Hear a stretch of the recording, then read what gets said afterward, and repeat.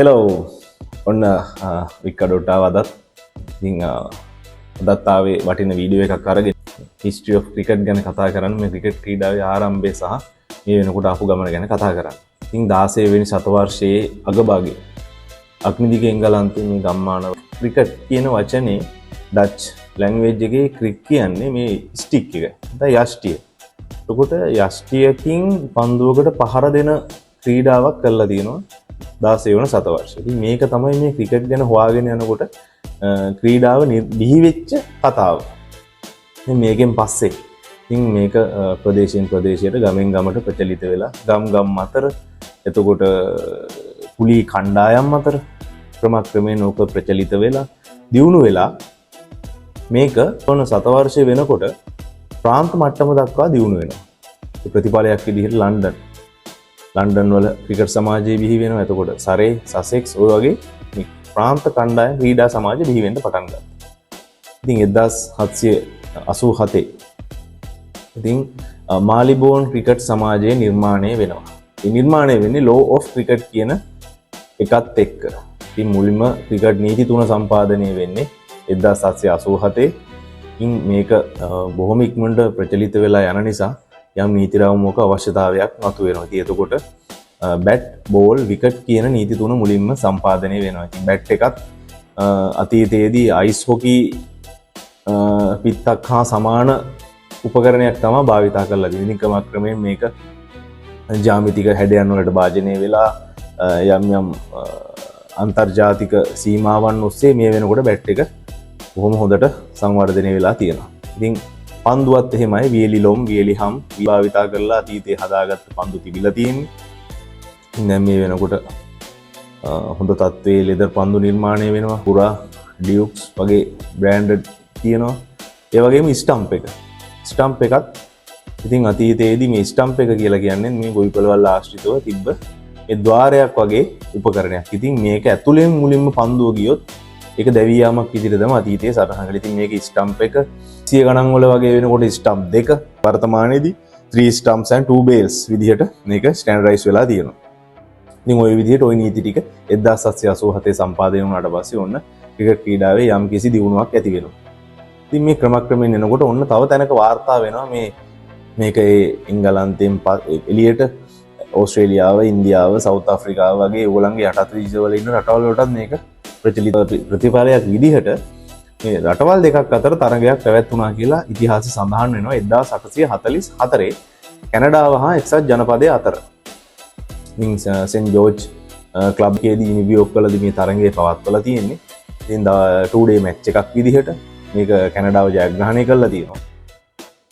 ඉතින් ওই විදිහට තමයි මේ රටවල් දෙකක් අතර මේක ක්‍රිකට් ක්‍රීඩාවේ තරගයක් පැවැත්වුණා කියලා ඉතිහාසයේ තියෙන්නේ. ඉතින් ඔතනින් පස්සේ ඔන්න චරිතයක් නිර්මාණය වෙනවා මේ ක්‍රිකට් ක්‍රීඩා මොඩර්න් ක්‍රිකට් එක නිර්මාණය වෙන්නේ ඔන්න ඔතනින් 1848 සර් විලියම් ගිල්බර්ට් ග්‍රේස් කියන පුද්ගලයාගේ උප්පත්තියෙන් පස්සේ ඔහුගේ ක්‍රිකට් වලට එන දායකත්වයත් එක්ක තමයි මේ ක්‍රිකට් එක වෙනස් වෙන්නේ.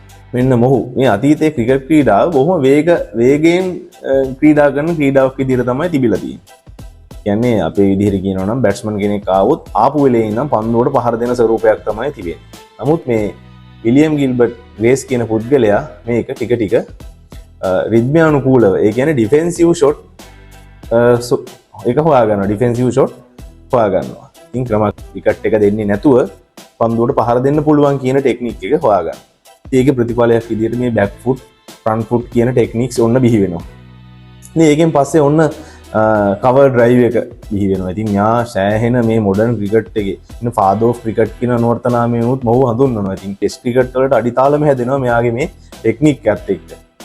මොකද කඩුල්ල ආරක්ෂා කරගනිමින් දවසක් විතර ක්‍රීඩාවේ යෙදিলা තියෙනවා. ඉතින් මේක එතකොට ටෙස්ට් ක්‍රිකට් ක්‍රීඩාව ඔබ දන්නවා දවස් 5ක් අතීතයේ දවස් 10 9 ඔහොම විදිහට ඇවිල්ලා දැන් දවස් 5 වෙලා දෙනවා. ඉතින් මේ ටෙස්ට් ක්‍රිකට් එකට බේස් එක හැදෙන්නේ මේ WG ග්‍රේස් කියන පුද්ගලයාගේ මේ ආගමනයත් එක්ක.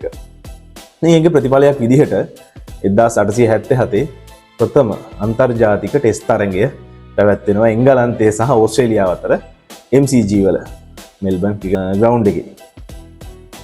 ඉතින් මේක ඕස්ට්‍රේලියාව ජයග්‍රහණය කරනවා.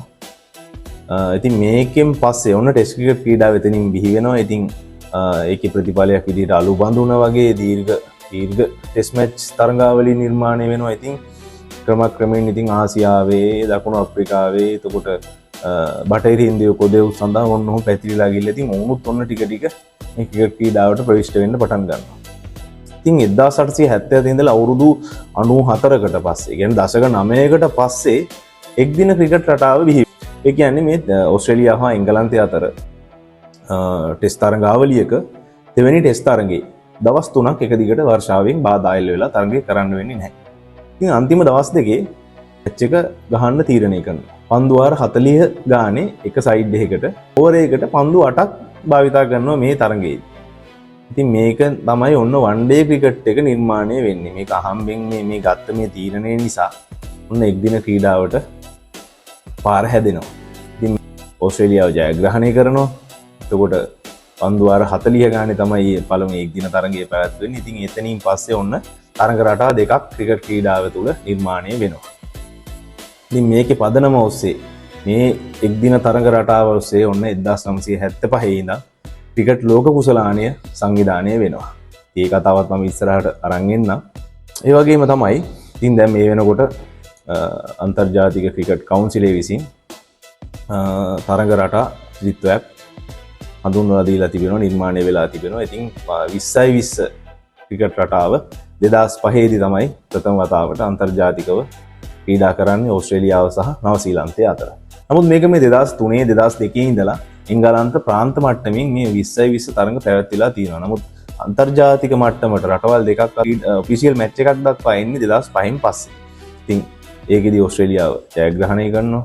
රිකි පොන්ටින්ගේ නායකත්වයේ සහ ස්ටීවන් ප්‍රෙමින්ගේ නායකත්වයෙන් නවසීලන්තයේ ක්‍රීඩා කරනවා. ඉතින් ওই විදිහට මේ තරඟ රටා තුන නිර්මාණය වෙනවා. ඉතින් 16 වෙනි සතවර්ෂයේ ඉඳලා මේ වර්තමාන ක්‍රිකට් එකට එනකොට බලන්න කොයි වගේ විදිහටද ක්‍රිකට් වෙනස් වෙලා තියෙන්නේ කියලා. ඉතින් අතීතයේදී මේ පන්දු වාර ගැන ගත්තොත් ඕවර් එකකට පන්දු 4 තිබිලා තියෙනවා, පන්දු 6 තිබිලා තියෙනවා, පන්දු 8 තිබිලා තියෙනවා, 5 ওই විදිහට ඇවිල්ලා ඉතින් 1971න් පස්සේ පන්දු 6කට සීමා වෙලා ඒක ස්ටෑන්ඩඩ් එකක් වෙලා තියෙනවා. ෆෝමැට් ඔක්කොගෙම පන්දු 6 තමයි ඕවර් එක කියන්නේ කියලා. ඉතින් ওই විදිහට දියුණු වෙලා ඇවිල්ලා මේ වෙනකොට ක්‍රිකට් එක බොහොම ලෝකේ ජනප්‍රිය ක්‍රීඩාවල ඉතින් ගත්තොත් දෙවෙනි තැන වගේ තියෙන පාපන්දු වලට අමතරව ඉතින් මේක මේ වෘත්තීය ක්‍රීඩාවක් කිරීමේ පසුපස ඉන්න පුරෝගාමියෙක් තමයි